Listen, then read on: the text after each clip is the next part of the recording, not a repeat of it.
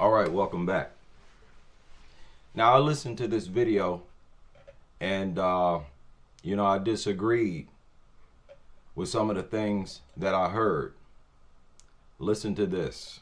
The Bureau of Labor Statistics released this week showing some staggering numbers in unemployment. The latest data finds that despite a job opportunity increase, nearly 700,000 women are still missing from the workforce. And for Black women, the unemployment has surged to roughly 7. How's that possible? How's that possible? The latest data finds that despite a job opportunity increase, how are so many of them being laid off during the same time that there's a job opportunity increase? How's that even possible? nearly 700,000 women are still missing from the workforce. And for Black women, the unemployment has surged to roughly 7.5%, outpacing the broader workforce and sounding an alarm for the U.S. labor market. Award-winning gender economist Katika Roy recently released her analysis of these numbers, and she joins us now for more. Katika, thank you for being with us, as you have been before, to really break down what this means. Talk to us about what this crisis does show for the entire economy. Well, you know what we're actually seeing is that if you look at Black women alone, Black women have lost almost 300,000 jobs, while men have gained 600,000 jobs. You're talking men have gained 600,000 jobs, while the women have lost what? 300 plus thousand. In this stream, they said 600,000, about 600,000 women and about 300 plus thousand Black women. How's that possible? One thing I do know is that when your company values what you do, they do not let you go. They don't care what you are, Black woman, Black man, white woman, white man. If you're valuable to the company, they're not going to lay you off. Let's continue. Think about a swing of almost 1 million jobs. 600,000 have lost almost 300,000 jobs, while men have gained 600,000 jobs. You're talking about a swing of almost 1 million jobs. That is not a slowdown. That is a redistribution of opportunity. Why? Is it that those men are better qualified for a wider range of jobs? You see, we as men, we know certain skills that the average woman doesn't, and especially the average Black woman doesn't. I have never in my life seen a Black woman on a forklift. I've seen plenty of white women on forklifts. I've never seen a Black woman on a forklift. And when they are stuck to do manual labor, they quit. They come in one day and say, F you, I ain't doing this. Let's get real. Now listen to this lady. That is fascinating to hear you put it that way. And because most people would say, listen, these aren't 700,000 women who are just missing or electing to leave the workforce. Most of them were fired or pushed out, right? Is that what you would say? Absolutely. That's exactly what we've seen. So when we look at... that means they're not valuable. If they get fired, it's for a legit reason. If it wasn't, they could easily collect unemployment and they wouldn't complain about being unemployed. If they're getting fired, it's for a legit reason. What was that other excuse she said? Force. Most of them were fired or pushed out. What do you mean pushed out? How does somebody get pushed out of a work? You mean fired? What in the world are you talking about, Keisha? What are you talking about, Keisha? What's the difference between getting pushed out of a job and fired from a job? More of this goofball, feminist nonsense. Right? Is that what you would say? Absolutely. That's exactly what we've seen. So when we look at since the pandemic, 700,000 women overall are missing from the labor force. And in that same time frame, over 6 million women have actually become eligible to participate in the labor force. So reasonably, you would think that their labor force participation should increase, but that's not what we're seeing. And just since February, we've seen almost 100,000 men join the labor force. Yep, you sure have. And this is why I made this stream, because I've seen it at the job where I work. We have gone through 3 black women within the past few months. It hasn't even been 6 months. The first one came in one day. First of all, it was a big, fat, overweight, obese Keisha. Came in one day. Y'all remember I told y'all about that Keisha at my job, who she had to sit down to do every single job that she was asked to do, which is something nobody there has ever seen. None of the workers has ever seen any worker do that before until this big, fat, obese Keisha came in and did it. Everywhere she went, she took this plastic box and sat her big fat butt down on it to do the job that she's asked to do. Some of these jobs require you to stand up. But she was so lazy and so fat, she had to sit down. She was slow. It's slow as molasses. And one day she came in and said, F that, I ain't doing this job. I ain't doing this job. And then when the supervisor came over, she cussed him out too. F you too. Cussed out her team leader, called her a B, and she was escorted out of the building. As she was being escorted, she was still cussing them out. The second Keisha simply just quit because she wasn't built to do that kind of work. Mind you, we got white women doing that kind of work. Mind you.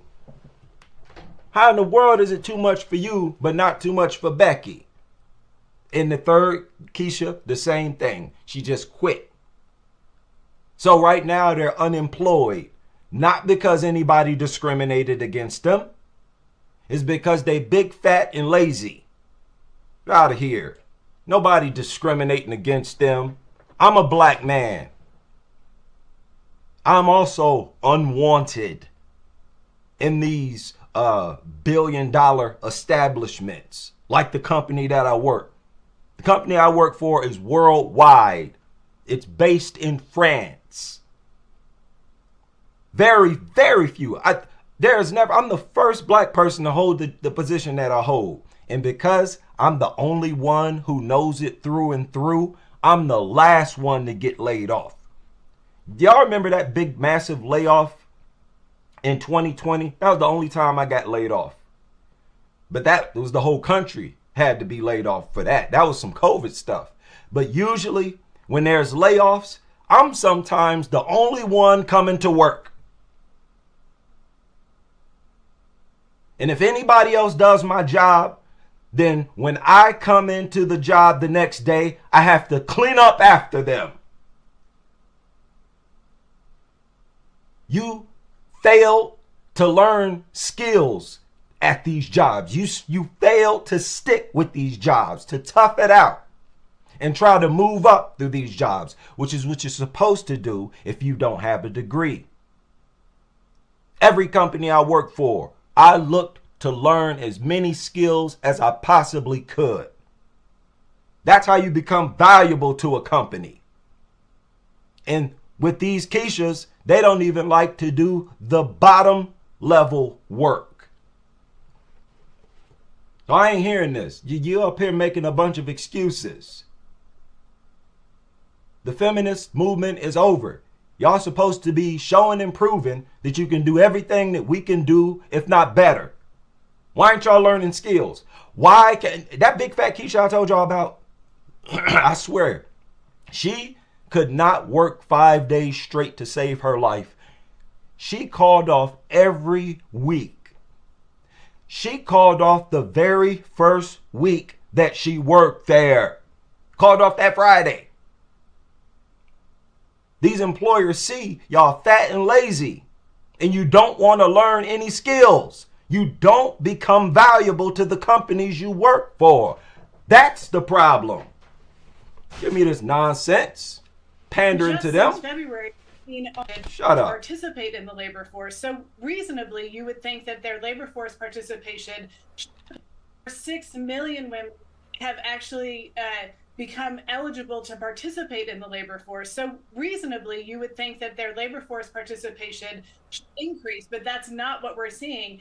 And just since February, because there are men applying for the same jobs who can mark down far more skills than those women. That's why men are seeing an increase and the women, primarily black women, are seeing a decrease. You're not valuable. I could leave my job today and I could easily find another high paying job because the skills I learned, most people take college courses for. You're just lazy. I don't want to hear this nonsense.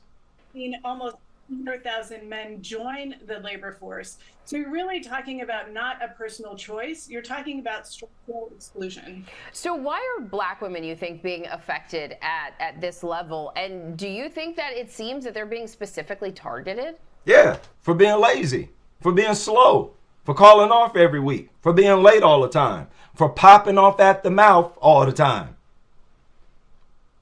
Excuse me. When they're at work, they popping off at the mouth. Bumping their gums. Can't shut up. Annoying as all get up. There's this one Keisha, this working at place where I work right now. She got this black man fired. He was recently fired less than a week ago. And she is the one that got him fired. She kept trolling him. She kept bothering him. She kept trying to get reactions out of him. She's starving for attention. And she expects all the guys there to give her a certain amount of attention or else we got an attitude. You know how these broads are. Come in with this, look at me. You surrounded by a bunch of men. So you want all this kind of womanly attention. And when dudes don't give it to them, they cop an attitude. So this black man called off and called her the B word, and they fired him. They get to these jobs and they are nothing but trouble. They want to gossip. They want to start trouble. Don't know how to shut they flipping mouth and just do their job. And when they do shut up and do their job, they're doing a half-ass job of it. I don't want to hear these excuses, man. Well, that's what, I can't speak to what exactly is happening in terms of being specifically targeted. What I can tell you is don't worry, I just filled you in on that. Not a problem. The numbers are staggering. When we look at black women, over 600,000 have been economically sidelined. One of the things that we look at is that... Man, shut up. That chick that just showed, look how slow she typed. Look how slow that Keisha typed. Miss Bro, you can't even type 40 words a minute. I could tell by how she moving her fingers. Many of y'all don't even qualify for desk jobs. I sit at a desk typing half my shift. How come y'all can't even type? Can't even type? Hey, what good are you to a company? What skills do you have? What do you bring other than call-offs, slow movement, and zero skills? A big mouth. A sassy attitude. Out of here. 100,000 have been economic staggering. When we look at black women, over 600,000 have been economically sidelined. One of the things that we look at is that if you compare it to white women, black women's labor force is about 5 times smaller than white women. If white women had been economically sidelined at the same rate as black women, we would be talking about over 3 million white women. That's the entire labor force of Pennsylvania. I mean, this impact. Shut up. Shut up. I want to hear it. You know why that is? Because far more of those white women had fathers who taught them skills.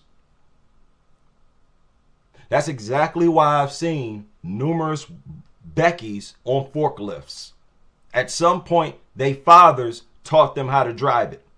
You should see these white people who live out in the country, like those country white chicks. They know how to do everything. They'll drive a tractor. They know how to do all kind of stuff. They have skills because they have intact families. A big reason for black female unemployment is the war they waged against their men who have the skills. You're disconnected from the true and natural breadwinners. But let's continue. Is massive. That is so striking, especially when you put it, I mean, that simply in terms of the size of the workforce for white women. Shut up. Look at her smiling. You so happy to be a victim, huh? Oh, that makes so much sense. It was snide smirk. She appreciates being described and painted as a victim. It's pathetic. I mean, that simply in terms of the size of the workforce for white women in the state of Pennsylvania. Massachusetts Congresswoman Ayanna Pressley, she called the rising unemployment rates of black women a canary in the coal mine, an economic indicator for everyone else. Why is that? What should anyone else glean from these numbers we're seeing? Well, there's two things that are happening, Ron. One of the things that we know from the numbers is that because black women sit at the intersection of gender and race, they tend to be the first impacted, but they really... No. I'm so sick of that narrative that they have to live in the world where they have to deal with racism and sexism. They have never dealt with sexism. I don't want to hear that nonsense. When Brad get around Keisha's, he feels like he's around his equal. They feel like Keisha's are just as strong as they are. Black men have always been far more targeted than black. What are you talking about? We have always been more targeted than the women at every era in this country's history. Name one era where black women were targeted more than black men. The situation you have here is that more black men have skills. That's why our unemployment rate is lower than theirs. And that's why we can much easier get a new job. You can't tell Keisha, lift this all day. Lift this for 2 hours over and over again. Take you a 10-minute break. Do it for another 2 hours. Go to lunch. Another 2 hours, another break, another 2 hours, go home. She ain't gonna do that 5 days a week. And you have to do stuff like that before you can learn the higher skills. And they're not willing to do that. Don't give me that. Now I'm talking in the labor force now, where you're doing manual labor. That's how it is in all companies. You start off doing the worst manual labor and then you move up. Are the signal for the entire economy, and we have seen that. The other piece is that their labor force, it doesn't just impact black women. Their forced labor force exits this year alone have cost us $9.2 billion in GDP growth. So you're talking about impacts to Social Security, Medicare, the solvency of banks, the solvency of insurers. This will impact everybody. Kanika, what would you say to someone who maybe sees these numbers and says, you know, I don't think that black women are being targeted. Maybe this is just sort of a coincidence to see this number. Maybe it's their job performance. What would you say to someone who is skeptical in that way? The data does not vet that out. What the data shows... The data does vet that out. 80% of them are overweight and obese. What you talking about? They ain't even physically fit to do most of these jobs. What you talking about? But let's hear what she got to say.